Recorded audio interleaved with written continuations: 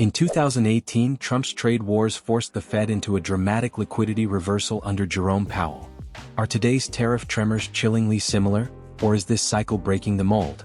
In this video, we'll dive deep into the explosive interplay between politics and monetary policy, comparing current fragile markets to 2018's chaos. Finally, we'll decode critical clues to predict whether Bitcoin has already peaked, or if the true cycle top still lies ahead. If that sounds good, smash the like button to support the channel and subscribe if you haven't already. Now let's take a quick look at the markets. Bitcoin has had a highly volatile liberation day, surging from $84,000 to $88,500 before retracing. The price rejected from the $88,000 to $89,000 zone, which aligns with previous supply levels, making it a key resistance area. If Bitcoin can reclaim this level, the next major resistance to watch is around $95,700. Currently, Bitcoin is hovering near $85,000, with critical support levels at $84,000 and $79,300. If the correction deepens, the $70,000 region remains a crucial demand zone.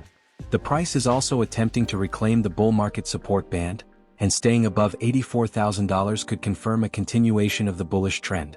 If Bitcoin holds above $84,000, a retest of $90,000 becomes likely, but a deeper pullback could test liquidity around $79,000 before another upward move. With upcoming macroeconomic events, including unemployment and inflation data, volatility is expected to remain high. The altcoin season index is currently at 20, reflecting significant weakness across the altcoin market. Meanwhile, Bitcoin dominance has risen to 63%, signaling that capital continues to flow primarily into Bitcoin, leaving altcoins struggling to gain momentum. Alright, let's dive into the real meat of the discussion. Let's rewind to late 2018. Markets were in turmoil. Trump, fresh off his election high, ramped up his trade war with China, branding himself Tariff Man. Markets hated it. The S&P 500 fell 15% that month alone, and panic gripped investors. At the time, the Federal Reserve had been aggressively tightening monetary policy, reducing its balance sheet and raising interest rates. Tariff uncertainty shook the system. As markets bled out, sentiment turned extremely bearish. Crypto was no exception. Bitcoin had already collapsed from its 2017 peak and was scraping along at $4,000. Everyone was calling for lower prices, a prolonged bear market, a recession, and the end of any hope for a recovery. Then, just when it seemed all hope was lost, something changed. On December 26, 2018, a sudden, unexpected reversal occurred. Stocks bounced hard, and the bearish sentiment quickly evaporated. The reason? Jerome Powell caved. The Federal Reserve backtracked on its tightening stance, pivoting to a more dovish approach. Fast forward to today. Once again, markets are choppy, uncertainty is rampant, and the Federal Reserve is caught between high interest rates and potential economic fallout. Trump is making a comeback, and with it, echoes of his first-term economic policies. He's already signaling a return to aggressive tariff policies. If history is any guide, this could once again force the Fed to shift course. We are witnessing a moment where markets are anticipating pain, just like in 2018. Recession fears are rising. The mainstream narrative is screaming economic collapse. And Bitcoin? Volatility has taken its toll. It has surrendered most of its election-driven gains, while altcoins are struggling even more. Many are hovering near bear market lows, and some may have already topped for the cycle. Now comes the big question.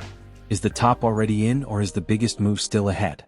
While it's tempting to say Bitcoin has peaked at $109,000, history suggests that these kinds of mid-cycle corrections are normal. In 2017, Bitcoin had multiple deep corrections before pushing to new highs. And if we're comparing this cycle to 2018's liquidity pivot, we might not have even seen the real parabolic move yet. This cycle has been brutal, but if you're still here, it means you've weathered the worst of it. The hardest part is often holding on when sentiment is at its lowest, and history shows that these painful phases don't last forever. While the short-term price action may still feel uncertain, the broader trend remains intact. The bottom of this bear phase within the bull market is likely already in. This chart compares Bitcoin's price with the global M2 money supply, adjusted by a 107-day offset. It suggests a strong correlation between the two, with past movements in M2 potentially forecasting Bitcoin's trajectory. After a possible short-term pullback, the chart highlights a significant upward move around April 30th, hinting at a potential breakout. If this historical pattern holds, Bitcoin could be gearing up for a major rally in the coming months. If Powell once again finds himself forced to ease policy due to economic pressure, liquidity could flood back into risk assets, sending Bitcoin on another leg up. The key is timing.